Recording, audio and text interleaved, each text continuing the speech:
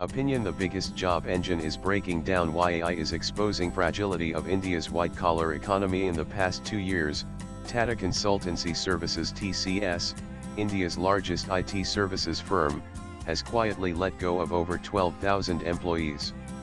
This is not an isolated case.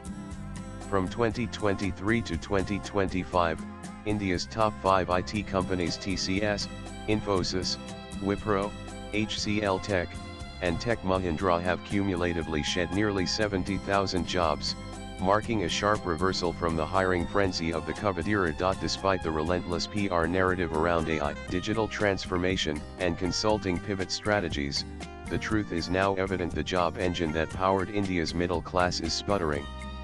This slowdown has an impact on the city economy across the country, and it will also reverberate in the small towns across India. While the leadership of these companies may have failed to plan for this eventuality, the policymakers have also not fully understood the impact of this job engine on future job growth. A close look at the numbers tells a sobering story.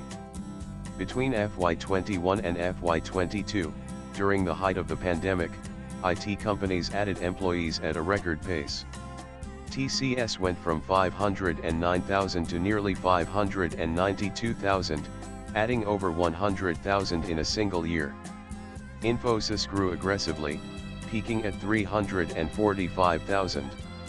Wipro, HCL Tech, and Tech Mahindra all followed suit, hiring tens of thousands in anticipation of sustained digitization demand from global clients. Attrition at this time hit unprecedented highs. Infosys saw nearly 28% attrition in FY22, but firms kept onboarding to stay ahead of demand. That hiring momentum came to an abrupt halt by FY23. By FY24, TCS had dropped to 601,000 employees, Infosys to 317,000, and Wipro to 234,000. Tech Mahindra lost nearly 7,000 employees, while only HCL Tech held steady with marginal gains.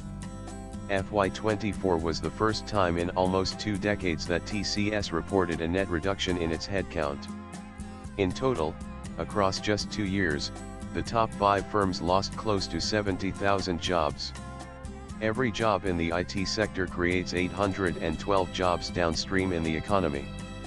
These downstream jobs include the support ecosystem of maids, cleaners, consumption-based jobs in restaurants, and food producers, etc. The downstream jobs are generally blue-collar jobs. In the past, these companies would have moved these people to the bench, where they would be retrained or kept till such time as there were new projects. But the fact that these people have been asked to leave means that they cannot be retrained for new projects. These are not cyclical cuts. They reveal a more profound structural change in the sector. The Indian IT industry was a manpower-based billing model, charging clients based on hours worked, not value delivered. India's top IT services companies TCS, Infosys, HCL Tech, Wipro, and Tech Mahindra have undergone a fundamental transformation in how they grow. For much of the last 2 decades, revenue expansion in Indian IT was almost always accompanied by aggressive hiring. But that link is now broken. In the last 2 years, these companies have seen revenues grow, profits improve, and margins stabilize or even rise, while headcount has either remained flat or gone down. This shift signals not just a cyclical slowdown in hiring but a structural pivot in how the industry scales operations now and in the future, increasingly relying on AI, automation, and specialized roles. This changes the hiring practices of the past. Freshers and middle layers are most at risk.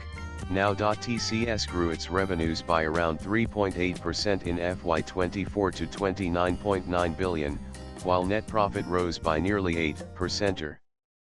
But this growth came despite a headcount drop of over 13,000 employees in FY24, its first annual decline in almost 2 decades.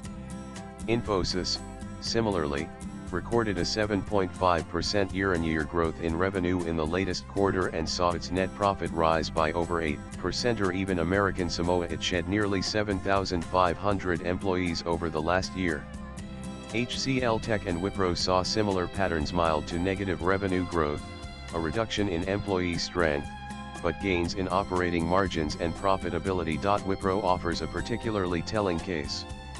Despite its revenues declining for a second consecutive year, its profits jumped nearly 19% in FY25, driven by cost control as its headcount shrank by over 5,000 in the last fiscal year. Yet it achieved greater revenue per employee and healthier bottom-line metrics. Tech Mahindra, too, has been on a cautious headcount trajectory, trimming employees even as it reorients toward higher-margin segments like AI, 5G, and digital transformation. A consistent pattern across all these firms is the rise in revenue per employee, a critical marker of productivity. For TCS, it reached nearly 50,000 for Infosys, over 60,000, and for HCL Tech, a similar level. These numbers reflect a shift away from labor-intensive, billing hour models to outcome-based engagements powered by AIBOS digital platforms. Tools like GitHub Copilot, AIOps, and custom LLM integrations are enabling developers and engineers to deliver more code or value per unit of time, reducing dependency on sheer manpower. This decoupling of revenue from hiring reflects a new stage in the Indian IT industry. The earlier era, built on linear growth, more projects meant more PEOPLAs, giving way to a nonlinear growth model driven by AIBOS platforms and AI-powered productivity. Automation is now being seen not just as a cost optimizer, but as a growth enabler.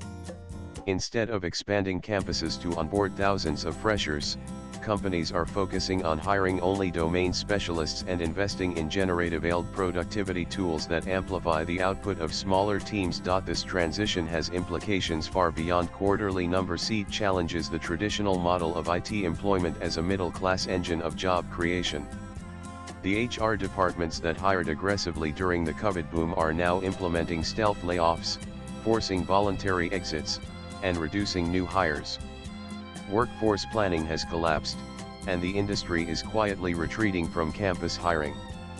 For lakhs of engineering graduates, especially from Tier 2 and Tier 3 towns, the pipeline to a middle-class life, however, modes that's been severed. This collapse is not just about freshers.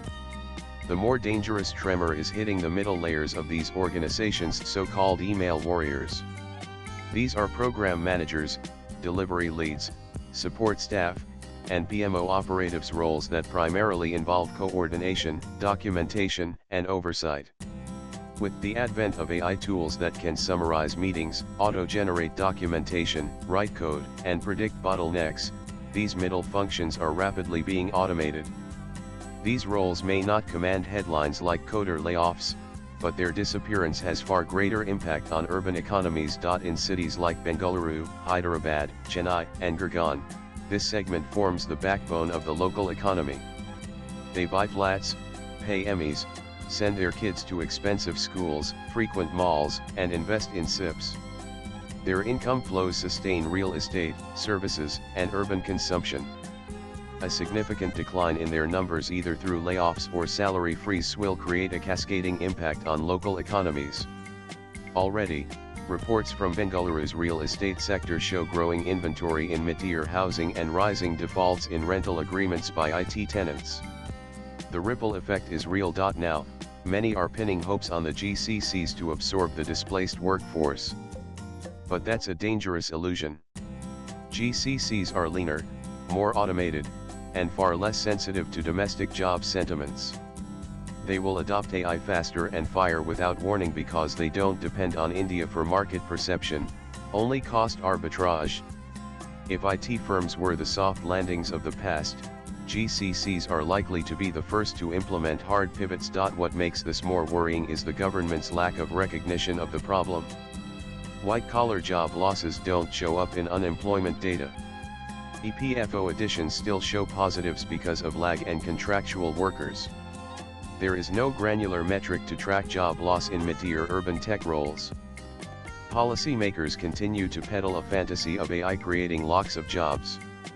The recent narrative around prompt engineering as a career is one such example. While prompt engineers exist, the role is neither scalable nor foundational. It is transitional, a bridge skill, certainly not a substitute for the coding workforce of 1 million engineers. The bigger challenge lies in our education pipeline. Engineering colleges across India, especially the private institutions that mushroomed in the last 20 years, were built to supply coders and testers to the IT services sector. That conveyor belt is now broken. If engineering education is to survive, it must reinvent itself not around IT services, but around entrepreneurship, product building, climate tech, robotics, and domain-driven innovation. A civil engineer should not be taking a Java course to get a job. He should be designing infrastructure solutions using digital tools. AI should not be taught as a buzzword, but as a system-level capability integrated into domain learning. For years, many of us have been warning of this implosion. I wrote to the industry body, cautioning them about the unsustainable growth in manpower-based models and the looming threat of AI. But the ecosystem is not wired for introspection. It rewards volume, celebrates headcount, and silences every voice that tried to speak about fundamental reform. Swipe left for next video. Today, the reckoning has arrived not with a crash, but with a quiet, sustained erosion. The IT job engine that once lifted millions into stability is slowing down. What comes next depends on how quickly the industry recognizes that AI is more than just an opportunity. It is a dark mirror, showing us how much we delayed the inevitable, fooled ourselves into believing the narrative of tech brothers in the Silicon Valley. Well, that erosion will turn into a landslide in the coming years, and the IT sector is not the only white-collar job that is going to get affected. Yadesh Rajavat is a public policy researcher and works at the Gurugram-based Think and Do Tank Center for Innovation in Public Policy. www.cipp.com. Views expressed in the above piece are personal and solely those of the author. They do not necessarily reflect News 18's views. Latest blogs.